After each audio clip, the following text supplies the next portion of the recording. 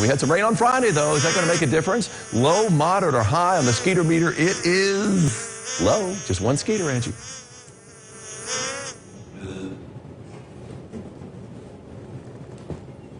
Well, it's always great to have Terre Barney here with us today. She's the president and CEO of the Southwest Indiana Chamber. So much is happening in our area, Terre. It's been a great year. We just had our annual meeting 2 weeks ago, and we got to recognize some great businesses and tell some great stories about entrepreneurs in the community, and so it was a lot of fun. Had a few kids there too to add some sizzle to the evening. So of course. Well, let's talk manufacturing, because that, there's a conversation that we hear so much. What is, I guess, the state of the union, if you will, of manufacturing in our area? Well, certainly manufacturing is the underpinning of our economy. It's the biggest sector of our economy. We've got 2,500 folks engaged in the Tri-State Manufacturing Alliance, just paying attention to what's coming in manufacturing trends and making sure we're addressing their biggest challenges. So in October, we talk about manufacturing every day.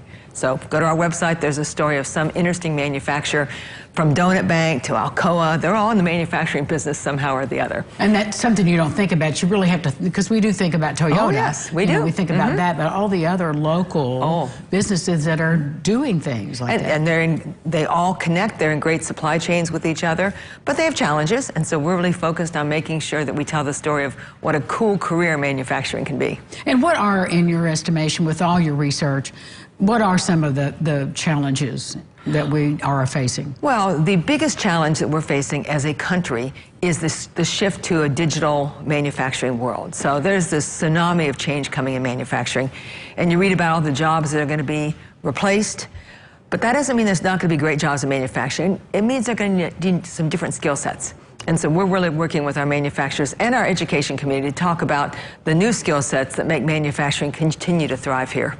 So what do we need still? I mean, we need more opportunities to learn as at high school level? Oh, absolutely. As a matter of fact, JA and some of our partners are doing great things to feed the pipeline. So making sure that people as young as middle school are starting to think about some choices. We, of course, want those choices to be here.